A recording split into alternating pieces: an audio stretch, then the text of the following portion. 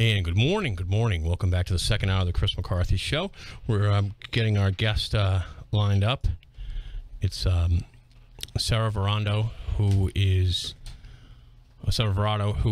a real American success story in the sense that of overcoming and continue to overcome a very difficult situation. Her husband was in the 82nd Airborne Division. He was wounded severely, nearly died, fighting for our country overseas in Afghanistan. And he's a Rhode Island native. She's a Rhode Island native. It was brought to my attention by someone here at the radio station. She's done a number of really interesting things. And so I thought we'd have her in. Some of you may recognize her because she's been on the Today Show. If you get People Magazine, she's been in People Magazine. She's been in the Providence Journal, the local papers in Rhode Island. Her and her husband and her 3 children. Very, very interesting story. Because a couple of things. Number one, I don't know that all of us pay attention to what happens to soldiers after they leave the military. And that there isn't often a lot of support there. And so one of the things Sarah's involved in is supporting troops who have come home and for the direct care, the things they really need. Then, of course, is very instrumental on the political side as far as lobbying for the VA. And I'm going to ask her about that, what her opinion of the VA is now. And then she's also done something, and this is written a children's book to help children understand disabled veterans. You know, in this country today, it used to be that if you went off to war and you got wounded, you probably died of any serious wounds. You just couldn't get you off the battlefield fast enough. That improved significantly in Vietnam because of the helicopter, being able to get people home. So you had more people who were amputees, people who was severely injured. You know, Aaron Burke, who's regularly on the show, his dad was blown up in Vietnam.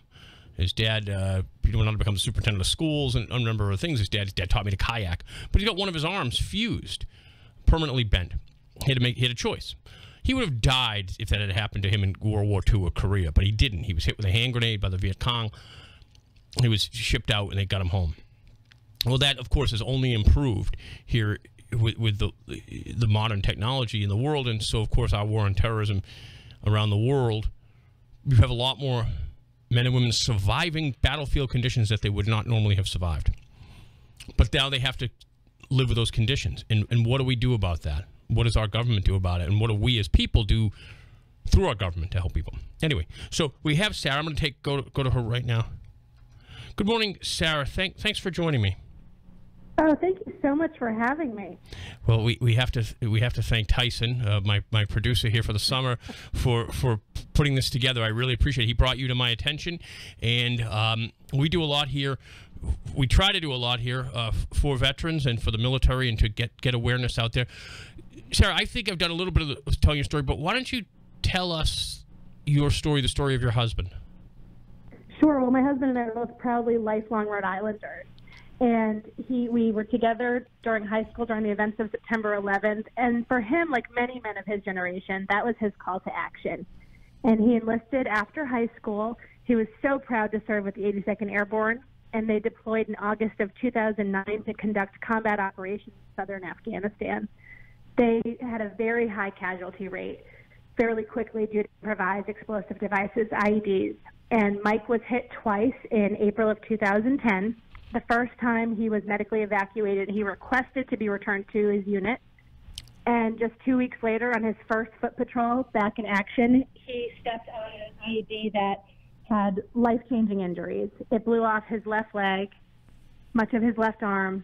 He's burned over about 35% of his body, and he is one of the 100 most severely injured from the global war on terror. I'm coming to you right now from Walter Reed, where he is about to have his 119th surgery post-injury.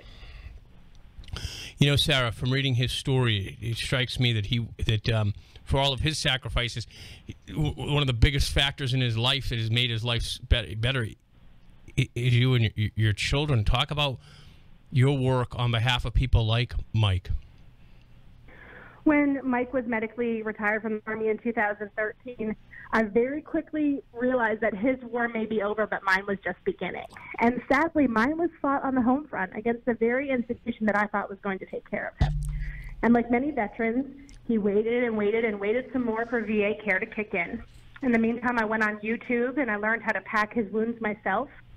And I had to, at one point, duct tape his prosthetic leg together because the VA waited 57 days to sign a piece of paper authorizing repair or replacement to it.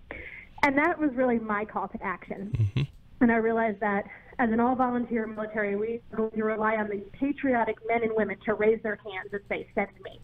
Well, we must take care of them when they come home. And so this has truly been the war that I've proudly fought on the home front as the executive director of the Independence Fund. Our clients are the most catastrophically disabled veterans in this country. And we will have, folks, we're making this into a video. We'll have a link to the fund up there for you to learn more about it, to if you need it to apply. But if you'd like to help, certainly I think America needs everyone to help out these strong men and women in the fighting and the families for it. Now, Sarah, I was really interested to learn about this children's book that you wrote and why you wrote it and the very powerful reason that you wrote it for one of your daughters telling you something. Tell our audience about the children's book and why you wrote it. Well, we have 3 little girls, 1-year-old, 2-year-old, and 4-year-old. And our now 4-year-old came home from preschool last year. She was very upset. We had all been there for a class presentation. And she said that another little girl said that Grace's dad was weird and gross because he had no leg. And she told me that that made her feel sad because Daddy's not gross, he's a hero, and he's so handsome. And I realized I needed to give them really tactical, easy tools to celebrate Dad's military service. Mm-hmm. What's the name of the book? Hero at Home, and it's available in retailers and online at Amazon. And I looked through some of the illustrations which are available to look at it. It really is designed for kids to understand the sacrifices, but to understand that what these heroes are, but what they're going through, right? Right, and not all injuries are visible. Some of the most difficult injuries a veteran may have may be the ones you can't see. And 37 of the men that my husband left for Afghanistan with never came home. And so the book was certainly dedicated to them, their families, and preserving their legacy and trying to teach young children that military service is something that should be celebrated and honored. Sarah, now you talked about the hardships caused by the veterans not completing their promise to American soldiers. Talk about, I know you were part of lobbying the Trump administration, working with at least the campaign to try to get reforms, VA reforms. What is your opinion of the VA today? Well, I think President Trump has made all the difference. My husband and I were very blessed to get to know the president extremely well and his family during the campaign. We've maintained that relationship to this day. And this is a president who, from the minute he started his campaign, said he is going to take care of America's veterans. And the status quo was no longer good enough. He's made incredible advancements for VA reform, and each time he has signed a historic piece of VA legislation, I've been proud to stand right with him, literally, next to him on stage, because we're so proud that finally this is an administration that wants to get it right for America's veterans. And make no mistake, there's a lot of bureaucracy to overcome, and there are people who benefit from the status quo at VA who are fighting these changes very hard. But I feel so hopeful that we do have a president who's committed to enforcing real change for America's veterans. That's great news, Sarah. Talk about some of the things that your fund does as far as helping families fill in the gap financially, resources, things like that. Talk a little bit about some of the services that you're the executive director of this organization, what you folks do over there. Well, the Independence Fund is proud to meet unmet needs for America's catastrophically wounded and their families. And we do that through a variety of ways. Of course, we're best known for our track all-terrain wheelchairs. And we give those to severely wounded veterans at no cost. So the Independence Fund purchases them, and they are about $16,000 a piece. And it allows the veteran to go back outside. My husband will hunt. He competitively pistol shoots. He can just go in the backyard with our dogs and girls and get that sense of normalcy back. We also, of course, provide adaptive sports equipment. we provide VSO services. So we hear oftentimes from veterans that the VA is making them wait, 6 weeks for a new prosthetic leg, or we have a triple amputee who is denied a wheelchair by VA, and we are able to intervene on that. And we also have retreats that I'm just so proud of because they take care of the hidden heroes, and we consider the caregivers on the home front to be those hidden heroes, and really help them, provide them respite, peer support, and just a few days away from that stressful 24/7 role that comes when you're the one who has to take care of the veteran for this very long road home from war. Sarah, so I thought that's very, very, very important. So you're saying that if someone is currently dealing with the VA and they're listening to this interview and they're running into bureaucratic roadblocks, they can reach out to you folks and you'll try to dynamite that roadblock for them? Absolutely. And what sets the Independence Fund apart from other veteran service organizations is that we deal with an interagency approach. And so we really say if there is an issue with TRICARE, if you're medically retired, or with VA prosthetics or orthopedics, or even something like Social Security, our VSO team has an interagency approach.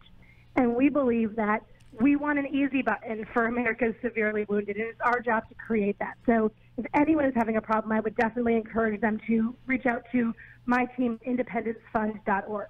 Independencefund.org. So, Sarah, your husband has been, for those people just tuning in, how many operations did you say your husband has going through? He's going through one today, I understand, or in the next couple of days? Tomorrow morning, he'll have his 119th surgery post-Afghanistan. How are your daughters doing? They're good. I mean, yesterday we said goodbye. They said goodbye to Daddy. He'll be recovering at Walter Reed here for the next 6 to 12 months. And that's why at the Independence Fund we believe that America's military children, whether they're Gold Star children because they had a parent who was killed in action, Silver Star children like mine who had a parent that was wounded in action, or Blue Star children whose parents are still actively serving. We believe that America's military children are truly the tiniest little heroes of war, and they must be cared for and celebrated. So my girls are certainly sad to have Dad go away for so long, but we're all very hopeful that when he comes home, he will be feeling better and more active. We're speaking with Sarah Verardo, who's the executive director of the Independence Fund, the wife of an American hero. She herself, in my opinion, is an American hero, truthfully, and a Rhode Island native, so just right down the road. Again, Sarah, explain to people how they can get involved with the Independence Fund, if they need help, but also if they want to contribute. If they're listening to this right now, they're compelled to help. How do they do it? Well, to date, we've raised almost $60 million to go directly to America's most severely wounded, and that's come about from individuals, corporations, churches, schools, communities who really want to give back. So certainly financial giving is always a very tangible way to give, and that's at independencefund.org. But most importantly, please share us as a resource with America's veterans, and call us, email us, check out our website, our Facebook, and there's always ways and events that people can plug in, because we know that feeling of community once you leave the military is so important, and that's a big part of what we do. Yeah, I know. I think you're 100% right about that. I've noticed just in my personal experience, I did a hitch in the military, that people who once you leave the military, it's just an entirely different world, and that the support network isn't always there, and you folks are creating that. Sarah, just to tell people again, what's the name of your book? I think it's marvelous, and where they can get it. Hero at Home, available at retailers and online at Amazon.com. And it's a children's book, and what's been so touching is people have bought copies for their children's schools and libraries and just to share. It's a great message, not just for military families, but for anyone who wants to understand the plight of what a wounded warrior and the family go through.